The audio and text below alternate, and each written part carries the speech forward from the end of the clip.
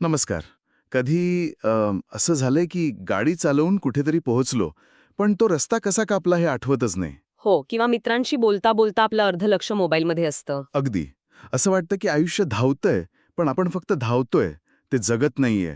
आपलं शरीर एका जागी आणि मन दुसऱ्याच ठिकाणी. अगदी. आपण सगळेच या या ऑटो पायलट मोडमध्ये जगतो.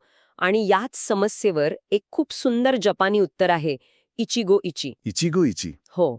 याचा शब्दशः अर्थ आहे एक वेळ, एक भेट. पण त्याचा खरा अर्थ खूप खोल आहे. तो सांगतो की प्रत्येक क्षण, प्रत्येक भेट, प्रत्येक अनुभव हा एकमेव आहे. तो पुन्हा कधीही तसाच्या तसा घडणार नाही. अरे वा. आणि आज आपण याच संकल्पनेवर सविस्तर बोलणार आहोत, हेक्टर गार्सिया आणि फ्रान्सिस्क मिरालेस यांच्या इचिगो इची याच नावाच्या पुस्तकातून. हो, आणि आपला उद्देश फक्त हे तत्वज्ञान समजून घेणं नाहीये.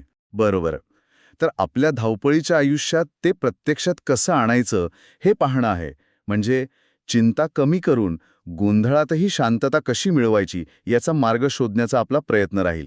म्हणजे आजची आपली चर्चा घड्याळाच्या विरुद्ध धावण्याबद्दल नाही, तर घड्याळाच्या प्रत्येक टिकटॉकचा अनुभव घेण्याबद्दल आहे. चला तर मग याच्या मुळाशी जाऊया. ही संकल्पना आली कुठून? मला असं कळलंय की याचा उगम जापानी चहा समारंभात आहे. बरोबर. याचा उगम चानुयू म्हणजे जपानी टी सेरेमनीमध्ये झाला. तिथे यजमान आणि पाहुणे हे जाणतात की हा जो चहाचा कप आपण एकत्र पीत आहोत, हा क्षण पुन्हा कधीच येणार नाही. अच्छा. आपण पुन्हा भेटू, पुन्हा चहा पिऊ, पण तेव्हा ऋतू वेगळा असेल. आपली मनस्थिती वेगळी असेल. अगदी. कदाचित आपण स्वतःही थोडे बदललेले असू. त्यामुळे त्या क्षणाला एक पवित्रता दिली जाते. त्या क्षणात पूर्णपणे जगायचं असतं. हे ऐकायला तर खूप छान वाटतंय. पण मग आपल्याला हे जमत का नाही? आपण सतत भूतकाळातल्या चुका किंवा भविष्यातल्या चिंतांमध्ये का अडकतो? याचं उत्तर जैन बौद्ध धर्माच्या शिकवणीत आहे. इचिको इची याच विचारांवर आधारित आहे. जैन तत्वज्ञान 3 महत्वाच्या गोष्टी सांगतं: अनित्यता, अनासक्ती आणि सजगता. ठीक आहे. अनित्यता म्हणजे काहीही कायम टिकत नाही. सुख, दुःख, यश, अपयश सगळं बदलणारं आहे. एक मिनिट. म्हणजे अनित्यता स्वीकारल्याने आपल्याला त्रास नाही का होणार? की आपलं काहीच कायम राहणार नाही? उलटंय. यातच खरी शांतता आहे. समजा ऑफिसमध्ये एखादं प्रेझेंटेशन खूप वाईट गेलं. आपण आठवडाभर त्याचा विचार करत बसतो. हो, होतं असं. पण अनित्यता आपल्याला आठवण करून देते की तो क्षण गेला. तो कायम टिकणार नाही. ना ते अपयश, ना त्यामुळे होणारा त्रास. या एका विचाराने मनावरचं ओझं किती हलकं होऊ शकतं. पटतंय. आणि अनासक्ती म्हणजे? अनासक्ती म्हणजे कोणत्याही गोष्टीला, व्यक्तीला किंवा भावनेला घट्ट चिकटून न राहणे. प्रेम करा, पण मालकी हक्क गाजवू नका. कामाचा आनंद घ्या, पण निकालाशी स्वतःला बांधून घेऊ नका. आणि तिसरं म्हणजे सजगता. हो, जे काही करत आहात त्यात 100% उपस्थित राहणे. ठीक आहे. म्हणजे हे तत्वज्ञान समजलं. पण हे रोजच्या आयुष्यात कसं आणायचं? पुस्तक यावर काही व्यावहारिक मार्ग सांगतं का? नक्कीच. लेखकांनी यासाठी 10 नियम दिले आहेत, पण आपण त्या सगळ्यांची यादी करण्यापेक्षा त्यातल्या काही मुख्य विचारांवर लक्ष केंद्रित करूया. चालेल. पहिला आणि सगळ्यात महत्त्वाचा विचार म्हणजे एका वेळी एकच काम करा. पण आपल्याला तर लहानपणापासून मल्टीटास्किंग करायला शिकवलं जातं.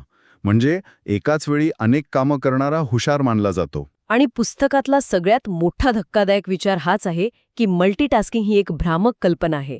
ती आपल्या उत्पादकतेची शत्रू आहे. असं का? आपला मेंदू एका वेळी 2 कामांवर लक्ष केंद्रित करूच शकत नाही.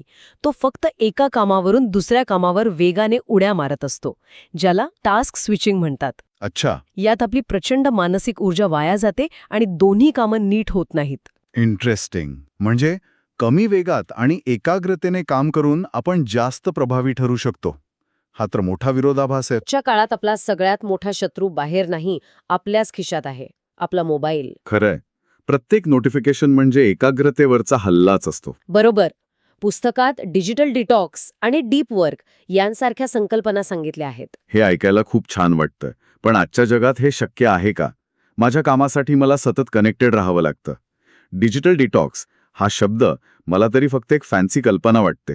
हे बघा, मुद्दा तुमचा फोन फेकून देण्याचा नाही आहे. मुद्दा आहे सीमारेषा आखण्याचा. दिवसातला 1 तास ठरवा, जेव्हा तुम्ही कोणताही व्यत्यय येऊ देणार नाही. जेवण करताना फोन बाजूला ठेवा. कुणाशी बोलत असाल तर पूर्ण लक्ष त्यांच्या बोलण्याकडे द्या. हे छोटे बदलही खूप मोठा फरक घडवतात. आपण तंत्रज्ञानाचे गुलाम नाही, मालक बनायला हवं. ठीक आहे, हे पटण्यासारखं आहे. पुढचा कोणता विचार आहे? तो आहे जे आहे ते स्वीकारा. याबद्दल पुस्तकात एक साधं पण शक्तिशाली सूत्र दिलं आहे. दुःख बरोबर वास्तव अधिक प्रतिकार. हां, दुःख बरोबर वास्तव प्लस प्रतिकार. हे सूत्र तर इतकं सोपं आहे की अविश्वसनीय वाटतंय. याचा नेमका अर्थ काय? याचा अर्थ असा की आयुष्यात घडणाऱ्या घटनांमुळे आपल्याला त्रास होत नाही. तर त्या घटनांना आपण जो प्रतिकार करतो त्यामुळे होतो. अगदी बरोबर. समजा तुम्ही ट्रॅफिकमध्ये अडकला आहात. ट्रॅफिक आहे हे वास्तव आहे, पण तुम्ही जेव्हा अरे देवा मला उशीर होतोय, हे ट्रॅफिक का आहे असा विचार करून चिडचिड करता. तो झाला प्रतिकार. आणि हा प्रतिकारच तणाव निर्माण करतो. हो, हाच प्रतिकार दुःख निर्माण करतो. म्हणजे ज्या गोष्टी आपण बदलू शकत नाही त्या स्वीकारण्यातच शहाणपण आहे. याचा अर्थ प्रयत्न सोडून द्यावेत असा नाही, पण व्यर्थ प्रतिकारात ऊर्जा वाया घालवू नये. अगदी. आणि जेव्हा आपण वर्तमानात राहून विचलने दूर करून वास्तवाला स्वीकारतो, तेव्हा आपण एका जादुई अवस्थेपर्यंत पोहोचू शकतो, ज्याला लेखक फ्लो अवस्था म्हणतात. फ्लो म्हणजे? ही एक अशी मानसिक अवस्था आहे जिथे आपण एखाद्या कामात इतके रमून जातो की आपल्याला वेळेचं, भुकेचं, कशाचंच भान राहत नाही. हो. हे मी कलाकार किंवा खेळाडूंच्या बाबतीत ऐकलं आहे. पण हे सामान्य माणसाच्या आयुष्यात रोजच्या कामात शक्य आहे का? निश्चितच. फ्लो अवस्था तेव्हा येते जेव्हा आपण आपल्या क्षमतेला थोडं आव्हान करणारं पण तरीही आपल्या नियंत्रणात असलेलं काम करतो. ते कोडिंग असेल, बागकाम असेल, स्वयंपाक असेल किंवा अगदी एखादा एक्सेल रिपोर्ट बनवणे असेल. जेव्हा आपण त्या कामात पूर्णपणे बुडून जातो तेव्हा चिंता आणि ताणतणाव नाहीसे होतात आणि कामातून एक खोल समाधान मिळतं. ही इचिगो इची जगण्याची सर्वोच्च अवस्था आहे. हे सगळं कामाच्या आणि वैयक्तिक एकाग्रतेच्या बाबतीत झालं, पण मानवी नातेसंबंधांबद्दल इचिगो इची काय सांगतं? कारण आपले अर्धे अधिक ताणतणाव तर नातेसंबंधांमधूनच येतात. आणि इथेच ही संकल्पना जास्त महत्वाची ठरते. कामातला फ्लो जसा महत्वाचा तसाच नात्यांमधला फ्लो सुद्धा. आणि त्याचा पाया आहे सखोल ऐकणे. Deep listening. हो, पुस्तक याला एक भेट म्हणतं. ऐकण्याला भेट का म्हटलंय? ही तर एक सामान्य क्रिया आहे. कारण आपण बहुतेक वेळा समोरच्याला समजून घेण्यासाठी नाही तर उत्तर देण्यासाठी ऐकतो. खरंय. आपलं बोलणं कधी संपतंय आणि मी माझं म्हणणं कधी मांडू याकडे आपलं लक्ष असतं. अगदी. पण जेव्हा आपण आपलं म्हणणं बाजूला ठेवून कोणताही व्यत्यय न आणता पूर्ण सहानुभूतीने समोरच्याचा ऐकतो, तेव्हा आपण त्यांना आपली सर्वात मौल्यवान गोष्ट देत असतो, आपलं लक्ष आणि आपला वेळ. आणि याच संदर्भात मालकी हक्काशिवाय प्रेम ही एक संकल्पना पुस्तकात आहे, जी मला खूप आव्हानात्मक वाटते. म्हणजे प्रेम म्हणजे थोडा तरी अटॅचमेंट, थोड्या अपेक्षा असणारच ना. हां, खूप महत्वाचा प्रश्न आहे. मालकी हक्काशिवाय प्रेम म्हणजे प्रेम न करणं नव्हे. याचा अर्थ आहे समोरच्या व्यक्तीला बदलण्याचा किंवा नियंत्रित करण्याचा प्रयत्न न करणे. अच्छा, त्यांना ते जसे आहेत तसे स्वीकारणे. हो, जी अटॅचमेंट दुःख देते ती प्रेमाची नसते. ती आपल्या अहंकाराची आणि असुरक्षिततेची असते. जेव्हा आपण माझी व्यक्ती माझ्या मनाप्रमाणेच वागली पाहिजे असा हट्ट धरतो तेव्हा त्रास सुरू होतो. भावनिक प्रगल्भता लागेल. हे साधायचं कसं? याचा एक मार्ग म्हणजे कृतज्ञता. आपण नात्यांमध्ये काय कमी आहे यावर जास्त लक्ष देतो, पण जेव्हा आपण रोज काय चांगलं आहे याचा विचार करायला लागतो तेव्हा दृष्टिकोन बदलतो. मी हे कृतज्ञता जर्नल लिहिण्याचा प्रयत्न केला होता, पण तिसऱ्या दिवशी माझ्याकडे लिहिण्यासाठी काहीच नवीन नव्हतं. मी माझ्या उशीसाठी आणि चादरीसाठी आभार मानत होतो. ते खूपच वरवरचं वाटू लागलं. असं होतं सुरुवातीला, पण पुन्हा इथे मुद्दा नवीन गोष्टी शोधण्याचा नाहीये. तर जुन्याच गोष्टींकडे नवीन नजरेने पाहण्याचं आहे. अगदी. आपण सकाळी उठतो, नळातून गरम पाणी येतं, प्यायला चहा मिळतो, या गोष्टी आपण गृहीत धरलेल्या असतात. पण जगातल्या कोट्यावधी लोकांसाठी ह्या चैनीच्या वस्तू आहेत. खरंय. कृतज्ञता म्हणजे चमत्कार शोधणे नव्हे, तर साध्या गोष्टींमधला चमत्कार ओळखणे. आणि जेव्हा ही सवय लागते तेव्हा छोट्या छोट्या गोष्टींमधून आनंद मिळायला लागतो. मग आपण आनंदासाठी मोठ्या घटनांची वाट पाहत बसत नाही. तर या सगळ्या विचारांना एकत्र जोडलं तर असं दिसतंय की एकाग्रतेने काम करा, नात्यांमध्ये पूर्णपणे उपस्थित राहा, वास्तवाला स्वीकारा. या सगळ्यांचा रोख एका साध्या, गोंधळ कमी असलेल्या आयुष्याकडे आहे. अगदी बरोबर. हाच समारोपाचा मुद्दा आहे, साधेपणाची शक्ती. आपण जपानी मिनिमलिझमबद्दल ऐकतो. त्याचा अर्थ फक्त घरात कमी वस्तू ठेवणे इतकाच नाही. त्याचा खरा अर्थ आयुष्यातला अनावश्यक गोंगाट कमी करणे आहे. हो, कमी वस्तू, कमी अनावश्यक विचार, कमी अनावश्यक वचनं, कमी तणाव. जेव्हा आपल्या आजूबाजूला आणि मनात पसारा कमी असतो तेव्हा खऱ्या महत्त्वाच्या गोष्टींसाठी जागा तयार होते. आणि मला वाटतं यामुळे आपल्या वेळेकडे बघण्याचा दृष्टिकोनही बदलतो.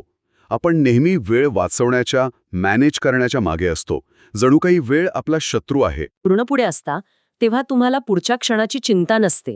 आणि गंमत म्हणजे जेव्हा तुम्ही घाई करणं थांबवता तेव्हा तुम्हाला असं वाटतं की तुमच्याकडे जास्त वेळ आहे. हो, कारण तुम्ही प्रत्येक क्षणाचा पुरेपूर अनुभव घेत असता. तुम्ही आयुष्य जगत असता, फक्त पार पाडत नाही. तर या संपूर्ण चर्चेचा मुख्य संदेश माझ्यासाठी तरी हा आहे की इचिगो इची म्हणजे आपल्या रोजच्या कामात अजून एक नवीन गोष्ट ॲड करणे नाही. नाही, अजिबात नाही. उलट आपण जे काही आधीच करत आहोत, चहा पिणे, चालणे, काम करणे, बोलणे, तेच अधिक खोलवर, अधिक एकाग्रतेने आणि अधिक कृतज्ञतेने करणे. उत्तम. तुम्ही अगदी अचूक सारांश सांगितला. पुस्तकात एक अंतिम संदेश आहे जो खूप सुंदर आहे. प्रत्येक क्षण एक चमत्कार आहे असे जगा, कारण तो तसाच आहे. वा, इचिगो इची हे फक्त एक तत्वज्ञान नाही, तर ते आयुष्य जगण्याचा एक सराव आहे, कला आहे. ही चर्चा संपवताना ऐकणाऱ्यांसाठी एक विचार करायला लावणारा प्रश्न आहे. जर रोजच्या जगण्यातील एखादी साधी कृती, जसे की सकाळचा चहा किंवा कॉफी पिणे, पूर्णपणे इचिगोईची अनुभवात बदलली, म्हणजे कोणताही मोबाईल नाही, कोणताही विचार नाही, फक्त तुम्ही आणि तो कप, तर त्या एका कधीही परत न येणाऱ्या क्षणात काय नवीन सापडेल? तुमच्या चहाची चव बदलेल की तुमच्या आयुष्याकडे पाहण्याचा दृष्टिकोन? व्हिडिओ आवडला असेल तर लाईक करा आणि अशाच युजफुल व्हिडिओसाठी चॅनलला सबस्क्राईब करायला विसरू नका.